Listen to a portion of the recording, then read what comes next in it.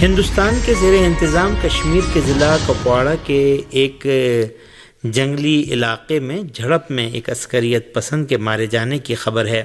سری نگر سے ہمارے نمائندے نے سرکاری ذرائع کے حوالے سے بتایا ہے کہ جھڑپ پیر کی صبح اس وقت شروع ہوئی جب سیکیورٹی اہلکاروں نے کپواڑہ کے ایک جنگلی علاقے میں سرچ آپریشن شروع کیا۔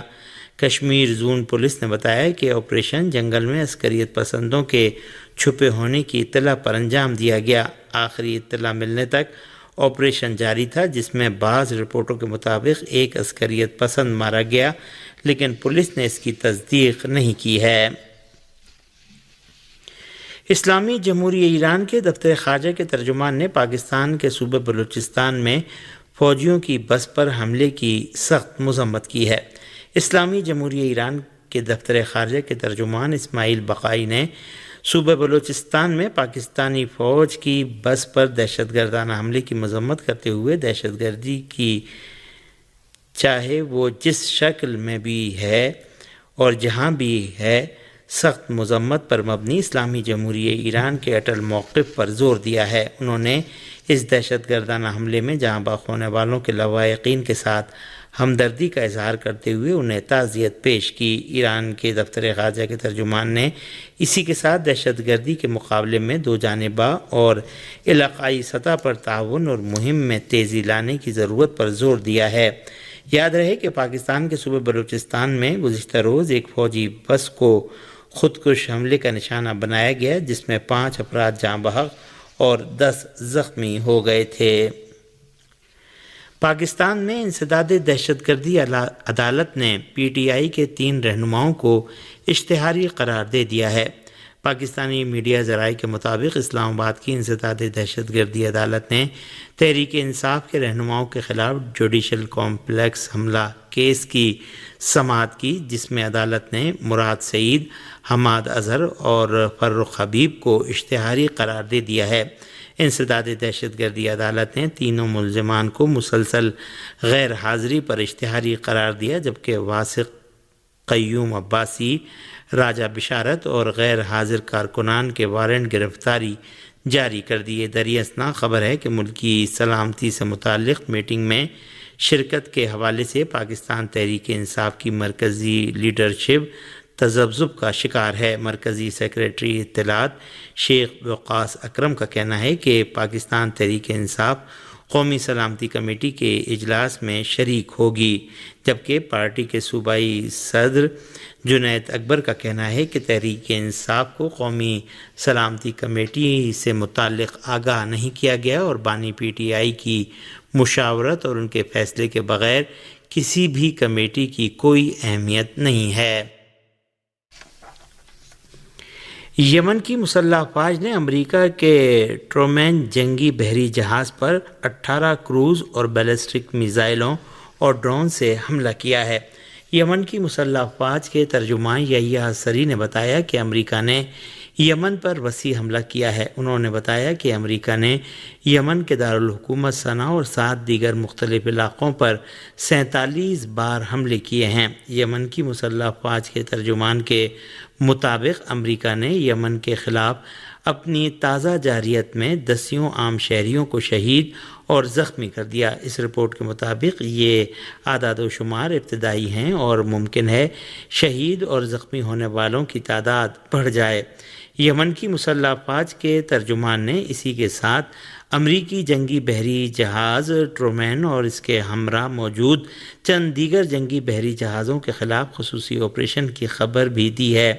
انہوں نے بتایا کہ بحیرہ احمر کے شمال میں ٹرومین اور اس کے ہمراہ موجود امریکہ کے جنگی بحری جہازوں پر 18 بیلسٹک اور کروز میزائل نیز ڈرون طیاروں سے حملہ کیا گیا ہے۔ یمنی عوام کے رہبر نے یمن پر حملے جاری رکھنے کی جانب سے امریکہ کو خبردار کیا ہے۔ یمن کے عوامی رہنما عبد الملک بدر الدین الحوثی نے اتوار کی رات اپنی تقریر میں کہا ہے کہ امریکہ نے صہیونی دشمن کی حمایت میں یمن پر حملہ کیا ہے، جس کے جواب میں یمنی فوج نے امریکی طیارہ بردار جہاز کو نشانہ بنایا۔ انہوں نے کہا کہ اگر یہ حملے جاری رہے تو مزید آپشن میز پر ہیں جن کا رخ کر لیا جائے گا۔ انہوں نے کہا کہ یمن کے خلاف جنگ کا دائرہ وسیع کیا گیا تو سنا بھی دشمن کے جنگی جہازوں اور بحری بیڑوں کو نشانہ بنا کر ڈٹ کر امریکہ کا مقابلہ کرے گا۔ عبد الملک بدر الدین الحوثی نے یمن میں امریکہ کے ہاتھوں عام شہریوں کے قتل عام پر رد عمل ظاہر کرتے ہوئے کہا کہ ہماری مسلح افواج نے امریکہ کے خلاف جوابی کارروائی شروع کر دی ہے، جس کا سلسلہ اس وقت تک جاری رہے گا جب تک یمن پر امریکہ کی جارحیت جاری رہتی ہے۔ یمن کے رہبر نے انتباہ دیا کہ بحیرہ احمر میں صہیونی بحری جہازوں کے علاوہ اب امریکی جہازوں کو بھی اس وقت تک نشانہ بنایا جائے گا جب تک واشنگٹن کے حملے جاری رہیں گے۔ تحریک انصار اللہ نے امریکہ کے سامنے استقامت پر تاکید کرتے ہوئے کہا ہے کہ اگر 10 لاکھ حملے بھی ہوئے تب بھی یمن میدان سے بھاگنے والا نہیں ہے۔ یمن کی تحریک انصار اللہ کے شعبۂ تعلقات عامہ کے سربراہ عبد الرحمن النومی نے کہا کہ ملت یمن غزہ کی حمایت میں ثابت قدم رہے گی اور اپنے موقف سے ذرہ برابر پیچھے ہٹنے والی نہیں ہے۔ انہوں نے کہا کہ یمنی قوم غزہ پٹی کے باشندوں کو تنہا نہیں چھوڑے گی، چاہے ہم سب شہید ہو جائیں۔ عبد الرحمن النومی نے کہا کہ یمن عبد الملک الحوثی کی قیادت میں اپنے اقدامات اس وقت تک جاری رکھے گی جب تک غزہ کا محاصرہ ختم اور صہیونی حکومت کے حملے بند نہیں ہو جاتے۔ اسلامی استقامتی تحریک حماس کے ترجمان حازم قاسم نے مشرق وسطیٰ کے لیے امریکی ایلچی کے بیانات پر رد عمل میں کہا ہے کہ دھمکیوں سے امور مزید الجھ جائیں گے۔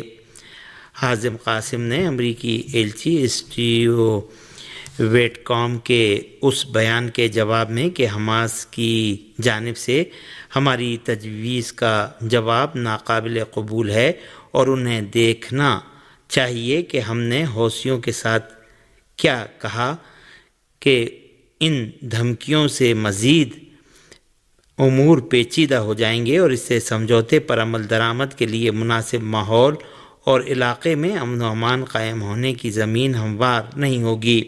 حازم قاسم نے کہا کہ حماس کی تاکید ہے کہ ایسا سمجھوتا موجود ہے جس پر سب نے دستخط کیے ہیں اور یہ سمجھوتا امریکہ اور اس کے ایلچیوں من جملہ ویٹ کام کے توسط سے انجام پایا ہے۔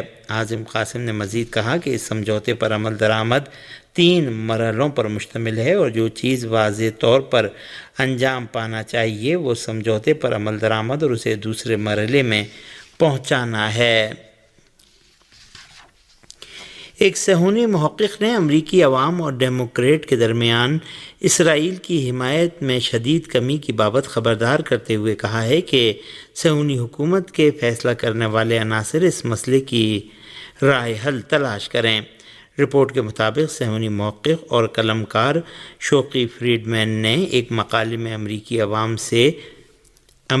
عوام میں صہیونی حکومت کی حمایت میں شدید کمی کا جائزہ لیا ہے۔ اس صہیونی محقق نے لکھا ہے کہ اگرچہ امریکی صدر ڈونلڈ ٹرمپ صہیونی حکومت کے باہر سے صہیونی محقق نے لکھا ہے کہ اگرچہ امریکی صدر ڈونلڈ ٹرمپ صہیونیوں کے باہر کی حقیقت حکومت کی زیادہ حمایت کرتے ہیں، لیکن وائٹ ہاؤس کچھ اور ہے۔ یہ صہیونی قلمکار لکھتا ہے کہ امریکی عوام میں صہیونی حکومت کی حمایت میں کمی اور فلسطینیوں کی حمایت میں اضافہ ہوا ہے۔